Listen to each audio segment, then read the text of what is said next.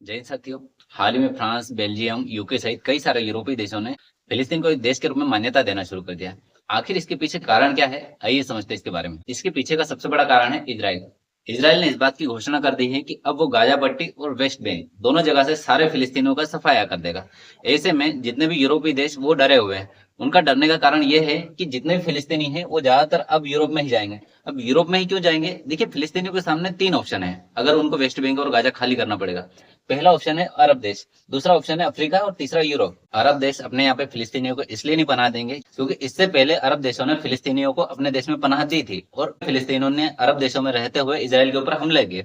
और बदले में इजराइल ने जो अरब देशों की बमबारी करी है और जो अरब देशों को बर्बाद किया है, उसको देख करके अरब देश डरे हुए हैं, तो वो किसी भी तरीके से रिस्क नहीं लेना चाहेंगे। फिलिस्तीनियों के पास दूसरा ऑप्शन रह जाता है अफ्रीका का। और अफ्रीका की हालत पहले से खराब है, वहां पर गरीबी, भुखमरी, बेरोजगारी उच्च स्तर पर है। और अगर फिलिस्तीनी नागरिक अफ्रीका में पहुंचते हैं तो वो भूखमरी से मारे जाएंगे। तो फिलिस्तीनियों को अफ्रीका जाने का कोई मतलब रह नहीं जाता है। फिलिस्तीनियों के पास जो सबसे बेस्ट ऑप्शन है वो यूरोप का। और यूरोप में प्रवासियों को लेकर के पहले से विरोध प्रदर्शन चल रहा है। चाहे फ्रांस में हम देख लीजिए, वहां पर विरोध प्रदर्शन चल रहा है, जर्मनी में चल रहा है, इटली में है, यूके में, हर जगह पर प्रवासियों को लेकर विरोध प्रदर्शन चल रहा है।